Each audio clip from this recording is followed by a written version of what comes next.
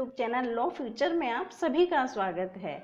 आज हम पढ़ेंगे परिसीमा अधिनियम 1963 की सीरीज को आगे बढ़ाते हुए धारा 21, 22, 23 और 24। देखिए, जो इसकी धारा 21 है वो क्या बात करती है? वो बात करती है नया वादी या प्रतिवादी प्रतिस्थापित करने या जोड़ने का प्रभाव। यानी वाद है कोई, उसको वाद संस्थित किया जा चुका पहले और उसमें कोई नया वादी या प्रतिवादी सब्स्टिट्यूट किया जाना है या ऐड किया जाना है, तो वो सब्स्टिट्यूट या ऐड किए जाने पर क्या उसका इफेक्ट होगा, ये बताती है धारा 21। देखिए, बेयर एक्ट की लैंग्वेज में जहां वाद संस्थित होने के पश्चात कोई नया वादी या प्रतिवादी प्रतिस्थापित किया या जोड़ा जाए, वहाँ वाद जहाँ तक कि उसका संबंध है तब संस्थित माना जाएगा जब वह इस प्रकार पक्षकार बनाया गया था। कब से माना जाएगा?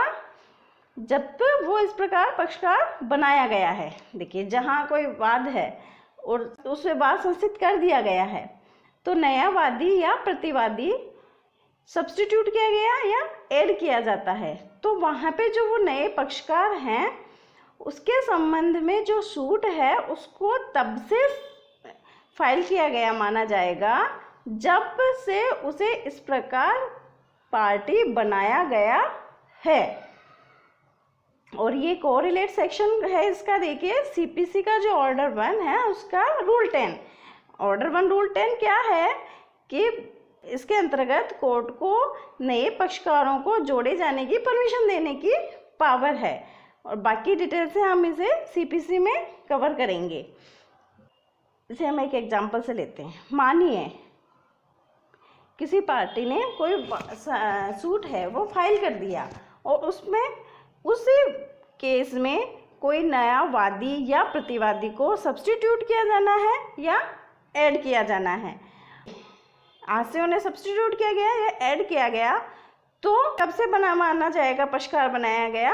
आज से वो पक्षकार माने जाएंगे, ना कि जिस दिन से सूट फाइल किया गया था उस दिन से। ये इसके क्लोज 1 का एक परंतु भी है।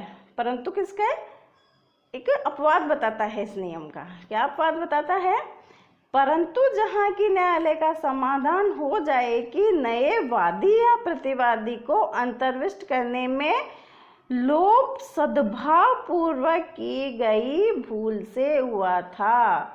क्या अपवाद है इसका? अपवाद है बोनाफाइड, सद्भाव पूर्वक इसका अपवाद है कि जो नए वादी या प्रतिवादी हैं उनको जोड़ने में या उनको सब्स्टिट्यूट करने में जो भूल हुई वो ओमिट हुए। किस कारण से? सद्भाव से हुए हैं, वो बोनाफाइडली हुए हैं।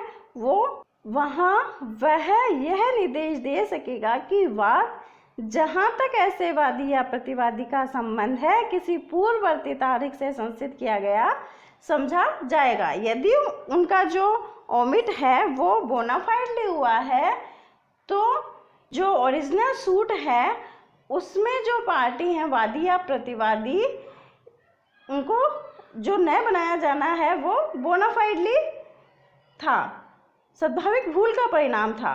तो कोर्ट क्या करेगा? कोर्ट उन्हें उस प्रीवियस डेट से ही सूट को फाइल हुआ मानेगा, उन्हें उसी दिन से पार्टी मानेगा उन वादी या प्रतिवादी को केस में जिस दिन से जो मूल वाद है वो सब्स्टिट्यूट किया गया था।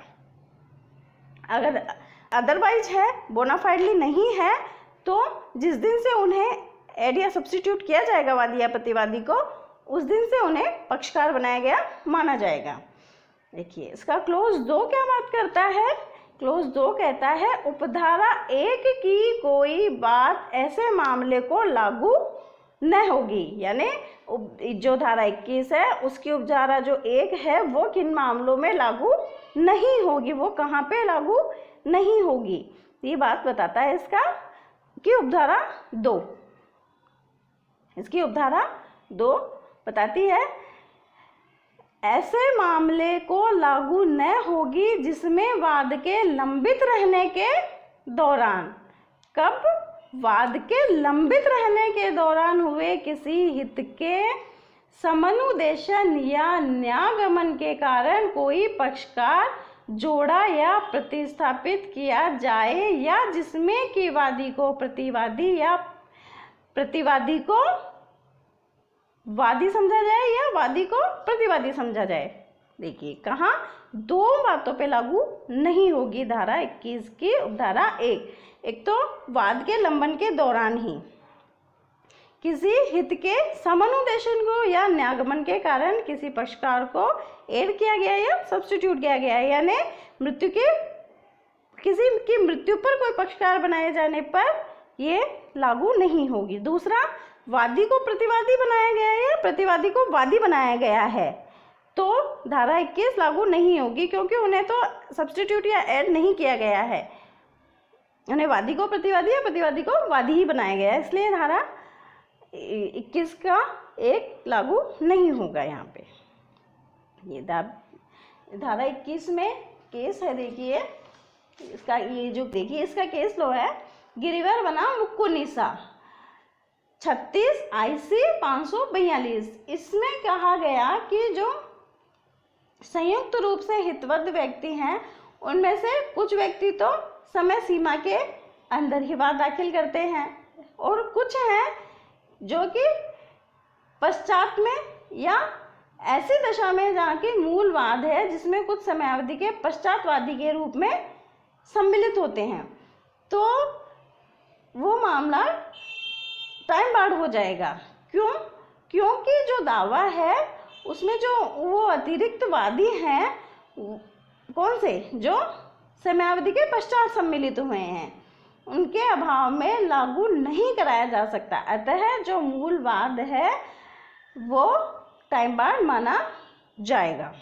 ये कहा गया गिरिवर बनाम मुक्कुनिसा के मामले में। धारा 22, धारा 22 क्या बात करती है? चालू रहने वाले भंग और अपकृत्य।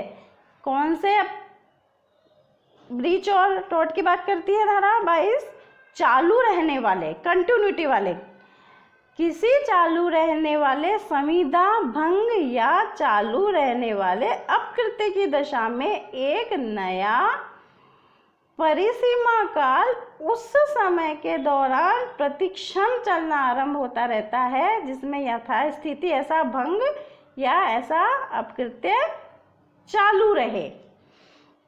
जो धारा 22 है ये बार बार आप एक ही काम को दोहरा रहे हैं, बार बार आप एक ही टोट कर रहे हैं या बार बार आप एक ही ब्रीच कर रहे हैं तो धारा 22 लागू होगी। जब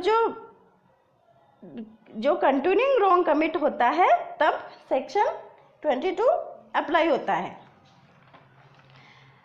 देखिए हम इसे एक एग्जांपल से समझते हैं। ए है प्रतिवादी, जो वो बार बार क्या ट्रेस पास कर रहा है, तो वो जो बार बार जो ट्रेस पास कर रहा है, कंटिन्यू ट्रेस पास कर रहा है, तो मतलब वो बार बार टोट कर रहा है।